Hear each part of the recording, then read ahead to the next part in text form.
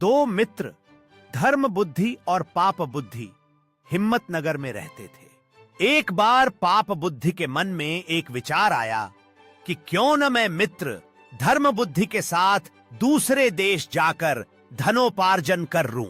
बाद में किसी न किसी युक्ति से उसका सारा धन ठगहधप कर सुख चैन से पूरी जिंदगी जीऊंगा। शुभ मुहूर्त देखकर दोनों मित्र एक अन्य शहर के लिए रवाना हुए। अंततः प्रसन्न मन से गांव की तरफ लौट गए। इसी नियति से पाप बुद्धि ने धर्म बुद्धि को धन और ज्ञान प्राप्त होने का लोभ देते हुए अपने साथ बाहर जाने के लिए राजी कर लिया। जाते समय अपने साथ बहुत सा माल लेकर गए तथा मुंह मांगे दामों पर बेचकर खूब धनोपार्जन किया।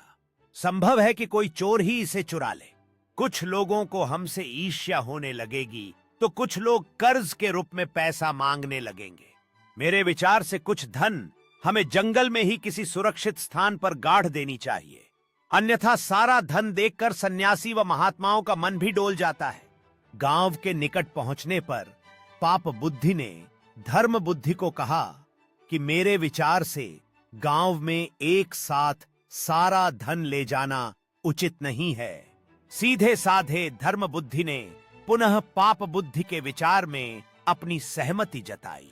वहीं किसी सुरक्षित स्थान पर दोनों ने गड्ढे खोदकर अपना धन दबा दिया तथा घर की ओर प्रस्थान कर गए। बाद में मौका देखकर एक रात कुबुद्धि ने वहां गड्ढे सारे धन को चुपके से निकालकर हथिया लिया।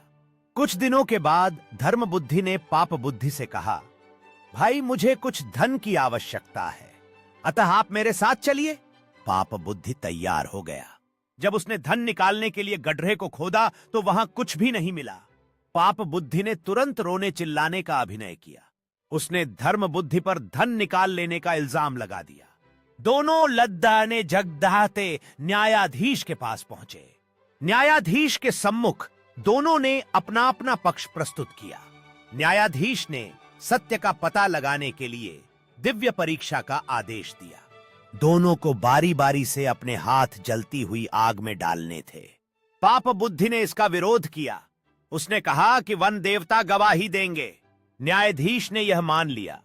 पाप बुद्धि ने अपने बाप को एक सूखे हुए पेड़ के खोखले में बैठा दिया। न्यायाधीश ने पूछा तो आवाज आई कि चोरी धर्म बुद्धि ने की है। तभी धर्म बुद्धि ने पेड़ के नीचे आग लगा दी। पेड़ जलने लगा और उसके साथ ही पाप बुद्धि का बाप भी वो बुरी तरह रोने चिल्लाने लगा। थोड़ी देर में पाप बुद्धि का पिता आग से झुलसा हुआ उस वृक्ष की जड़ में से निकला। उसने वन देवता की साक्षी का सच्चा भेद प्रकट कर दिया। न्यायाधीश ने पाप बुद्धि को मौत की सजा दी और धर्म बुद्धि को उसका पुआई पूरा की थी।